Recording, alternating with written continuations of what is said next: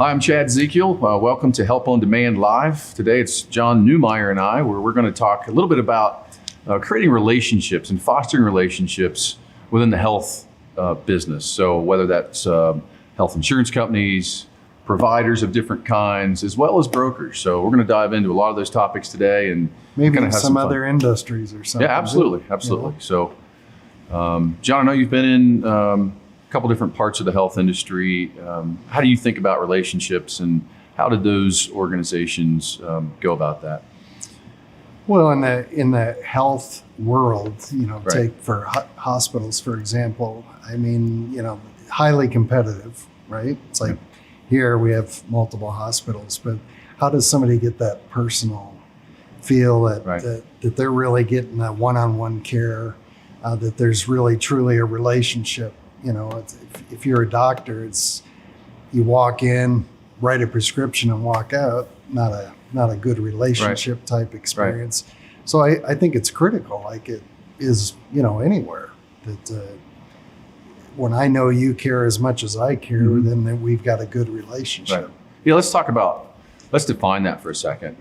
Whether it's frankly, a friendship or a marriage or a business relationship, I think about, and this may not be an exhaustive list, but you think about communication. So any relationship needs to have communication. You think about trust. Yep. You have to be able, especially I think in healthcare, it's such a personal experience, and at a time where you're vulnerable. So trust is a big factor, and I think value as well. So how do you, are both parties getting value that they expect? And I think if we think about it in that frame, it helps us kind of define that, really what we're looking for, and how we can talk about it in this discussion.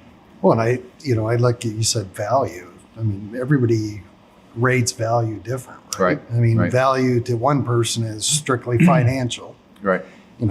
That What's okay, cheapest? exactly. And that, did I feel like I got my money's worth, right? Mhm. Another person's value is in how they're treated, or the customer experience with being in that medical world. Frankly, within anything, I look at value and trust, or I'm not purchasing, right? And I think Right. you'd be the same.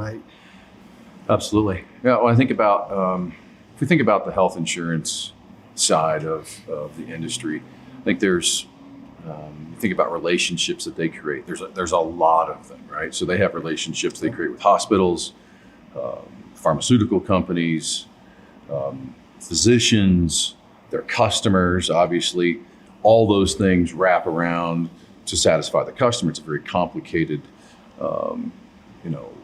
aggregation of different people. And so creating that trust is a long value chain. How do you think about health insurance in that world of creating trust and creating relationships? I should say. Yeah, that gets difficult, right? It is. I mean, we both been in that world, and it's. I always go back to who's the first person you met, in that relationship. Typically, you get a referral, for example. And so you call the person up and you're trying to build the credibility or whatever with them. And, I look at brokers and agents that represent those insurance carriers. The way they interact and build that trust and confidence and value with the customer dictates how they view the company. Right. So if I'm with XYZ company and I do a great job, they think that's the best company in the world. Yep. If I don't do such a good job, they'll probably never go back. And so those are critical things, that you have to be aware of when you're meeting those people one-on-one. And I know you have some of that experience as well. Yeah. I'm just curious if you kind of feel the same thing. Yeah, I think we talked about it a minute ago. It's very complicated, and I think it's that relationship, as we defined it earlier, has to create some sort of alignment. I think the tough trick is alignment in message, alignment in processes and people and things of that nature. And you get, for instance, if you're the customer, you're satisfied, you have a good experience, you call customer service at your health insurer, and things are going well, but you go to your doctor's office and they're not aligned. They don't like the carrier for whatever reason. It creates a distance there that's not good. And so, it is a tricky situation. I think creating a vision and set of values across all those people, providing good service, and that that aligns with trust. And whether it be if you're an insurance company, you're creating trust with your medical providers, your hospital relationships. I think those help foster that value and trust with your customers eventually. So it is a very complicated formula because there's so many people involved in the creation of value to the consumer. So, Well, and I don't think what they understand is that if you're in the medical world and insurance, so you're in both, right? right. So you have the carrier ultimately that wants to make the sale, make the revenue, which we all do. That's great. But then you've got to tie that into the physician and how they represent the carrier, and then the broker, how they represent the whole thing. And then you got the customer of being kind of in the middle of this, and do they feel comfortable in that environment or not? Yep. Right? Yeah. So, And it seems like, the message, the processes and technology create links. You have the right incentives for everyone to focus on the customer. I think it ends up in a good place. well, and don't you think that it's, when I look at customer experience, and it doesn't matter what you're purchasing, it's ease. Like, I don't want to stand in line, right? I don't want to be on a call center call waiting for somebody to answer. I kind of want the immediate, I want it now kind of a thing. Yeah. Which is what we do a lot of, Exactly. right? We bring that on demand. Well, and I want to be experience. tied to somebody that knows it. Right. I don't know something. I don't know who to select. Yeah.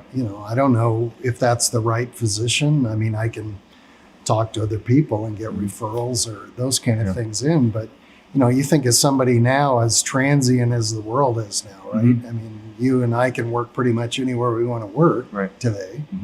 So I move into a new area. I don't know who's the best cardiologist, who's the best pediatric oncologist. So, technology in the world we're into today has a lot to play with that as ours does. Yeah. And I think the misconception is, oh, it's too complicated, right? Yeah. It's going to cost me too much. It's going to take too long to make that happen. What are kind of things that when you're talking to these same kind of clients, what are their concerns when they're saying, gosh, we got to find a new way to reach that customer? I think it depends on. Are you saying from a insurance company's perspective? Yeah, from or? insurance, technology. I mean, how are they changing? I mean, I will be quite frank. I mean, most insurance organizations I know are stuck clear back in these old legacy, antiquated systems. Right. Customers don't want to do that anymore. Yeah. So, how do they adapt in your mind? What are the things, since you've obviously worked for one too? So Yeah, I think it's a clash of, to your point, legacy systems, what type of investment, capital budgets they set for themselves. And then there's been several smaller new entrants into the health insurance market that are really based on creating relationships and things of that nature through technology. They feel like they can bridge the gap of trust and customer satisfaction through smart use of technology. And to your point, I know we spend a lot of our time helping extend systems to help. We do a lot of work with exchanges and we do a lot of work with carriers of various sorts, but creating an immediate and personal connection, that's important work, and it drives up net promoter scores and makes it easier for customers to buy. I mean, at the end of the day, that's important. I think that there's a perception if I do technology of any kind, I've lost that customer one-on-one, right? Because we talked originally when we started today of, relationships and value. Technology isn't replacing that relationship. To me, it's enhancing it, right? I mean, if I can get a hold of you faster, right, and talk to you 24/7 live on demand when I need something, whether it's I'm trying to get a hold of a physician or I'm an opioid patient looking for a treatment center, something like that. I don't have time, but I want to know that You know, you on the other end are the credible person. Yep. Yep. And I think that makes a big difference. So it's not saying technology is going to replace the relationship. Mm-hmm. I think it enhances it. I don't know if you I agree. kind of. I agree. Let's switch gears a little bit and talk about if you're on the provider side, whether you're a hospital or a physician. I want to talk a little bit about maybe the physician or larger clinic side. You think about the relationship they have with, again, they have another complicated relationship. They have to have a relationship with insurance companies most of the time, with their patients, how they route patients through, the experience they create there. Any initial thoughts on how they might enhance that? Well, I think that part of it is the physicians these days, especially coming out of the pandemic, right, is overwhelmed. Everybody was overwhelmed. You didn't have a lot of time to market. Mm-hmm. You didn't have a lot of time to explore new alternatives of how can I make the practice better? How can I, let's face it, in the hospital, it's about, filling the beds, right? And I know when I worked for a hospital system, that was the challenge is how do you do that to make it feel like it's still personal and value, taking the pressure off the administration, off the physicians so that they can do what they're good at.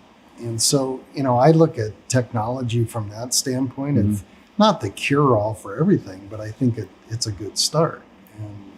And, we've all moved different places and you got to find all these new services and build that trust again. Yeah, I think one of the things that I hear providers talk a lot about is, the patient experience. How do they ensure a better experience through scheduling, right? I mean, one of the things that patients talk about a lot is you start your experience with a waiting room. Nobody wants to wait, right? So you walk in, you start your experience with a wait. So how do they use technology to better schedule? The other part's the patient. Like if the patient's late, then that creates a bottleneck. But the point is how do you create a more efficient scheduling system? How do you take time out of the experience, create a better experience once you get into the exam room, as an example? You don't want to wait there as well. So it's, I think technology, there's a lot of work going on there. I know a lot of companies invested heavily into creating a better experience there. And then the other side of technology from creating a relationship with, from the provider side is just the information they provide on cost, right? It's very complicated. It's not like going and buying a pocket square. It could be a lot of things. You go in and you think it's one thing, it ends up being a long list of either procedures or work that is done. And so creating cost estimators is a big piece, allowing consumers to shop, say, going with one doctor at one facility versus another doctor at another facility, or any combination of that is really exciting. I think it's getting better, but it's evolving, and a lot of carriers are working with bigger clinics and other providers to get really detailed on how that looks. Well, and it's still logistics, right? Right. I mean, if big city like Denver, for example, you have lots of options. Yeah. Some of those are dictated by the condition that you have, the emergency. Right. A lot of it really is about where am I going to go? It's closest to my house, or what is closest to my house. Yeah, right? that's to your point. The relationship, the value is created. Is it what's valuable to you as the consumer? Is it that they're close to my house? Is it they're the best in the business? Is it? Yeah. Yep. Really, it's complicated. I think the best example, and it was just recent. You and I talk to lots of people every day about how they could configure the technology to fit their needs. And, I think of when you asked about the hospital, there's typically a part of it where patients met their days that they can stay in the hospital. And now they need to, for additional care, go to occupational therapy or skilled nursing or whatever. And a lot of the discharge nurses are like, oh my gosh, where do I start with this, right? And I know, for example, the solution I'm trying to offer them is that, we have the ability to basically punch a button, put the zip code, the patient's name in, the system's going to find where there's an open bed or a place for this patient to go, which saves drastic time. In a minute or two, right? Yeah, instead exactly. of Making phone days of calls. making phone calls and things Yep. of that nature. Yeah, that would. Leaving emails, which is crazy. Right. That's even a consideration. Yeah. But, it solves lots of problems. And, again, nobody wants to take the time to learn it. And I think in your case, physicians' offices, they want to learn it, but they don't have the time, right? Because they get the patient. Right. Yeah, I think anything I think I like where you're going there. I think anything we can do to take in healthcare what is a collection of different businesses, right? There are different physicians' offices, different types of care, Yep. and make it easier for the consumer to bring a choice together. That certainly helps with the trust, helps with the value, and the communication involved in that relationship. So Well, and that's fantastic. it can't be from 8 to 5, Right. right? Especially in that world. I Mhm. mean, it's 2:00 in the morning and I need to go somewhere. Okay, I can go in an emergency room. Maybe that wasn't the right place for me to go. Yeah. Who knows? Yeah. But I know ours is one solution to that, can help those kind of Yeah. decisions and make sometimes maybe a life or death kind of a decision to help them make those. Yep. And simplifies the Yes. whole process. Absolutely. What, we talked about health insurance, we talked about hospitals. In your experience too, every day, what are some other industries you're kind of looking at? I mean, what are you kind of poking the bear, if you will, a little bit to see There's so what's many. out I there? mean, for what we do, there's so many. So I think, there's any dispatch type service. Really, to simplify the discussion, I think anything that has, a company that wants to sponsor better communication with a series of distributed value-added partners. Mhm. So sometimes we use, say, Uber technology or things like that, right? So rideshare as an Yep. example, because you have the sponsor, and then you have a bunch of folks that are partnered with them to deliver service. So you think about it, it's kind of overwhelming, right? There's so many. There's education, finding tutors and help right now for people that, we're trying to get kids through high school and grade school. It's a mess. It is, and so that's one we think about. Who's a tutor that specializes in math that we could bring to the table right away? That's one. We talk about dispatch services. You just were talking about an example of someone discharging from the hospital, and how do you get some sort of therapy arranged in a hurry?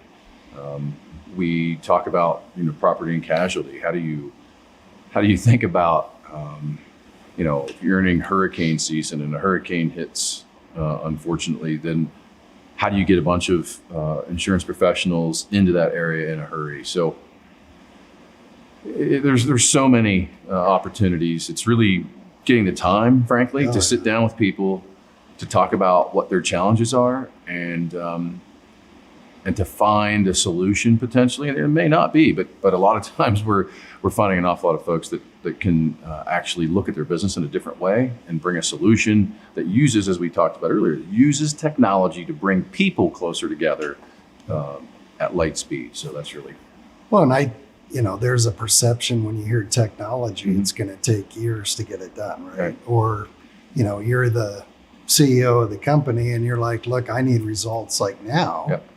I don't, and I can't afford any more IT time Mhm. because my IT people are already swamped, so Yep. they don't need another project. How do you talk to that customer about that? I mean, what do you kind of help them not jump over the edge when they're considering all those kinds of Yeah. things?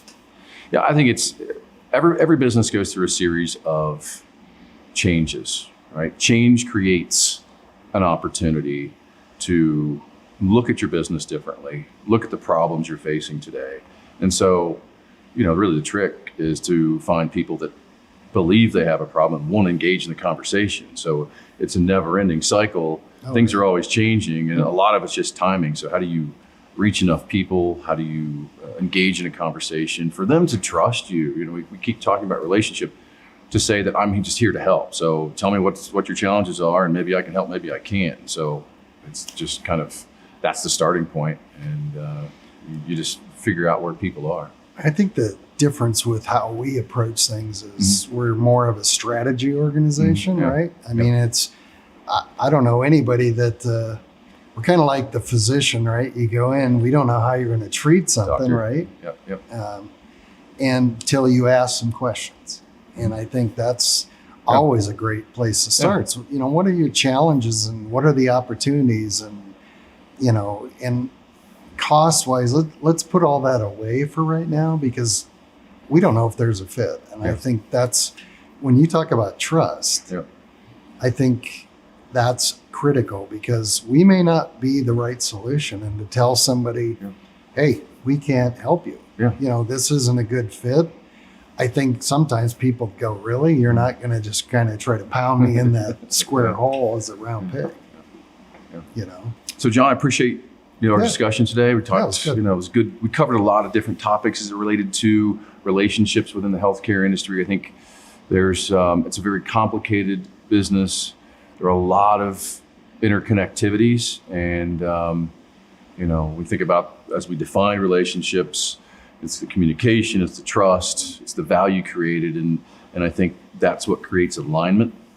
So I think we covered a lot of that today. Appreciate your time. Sure. And, As always. Good. do it Good again. to be with you. Thank you. Yep.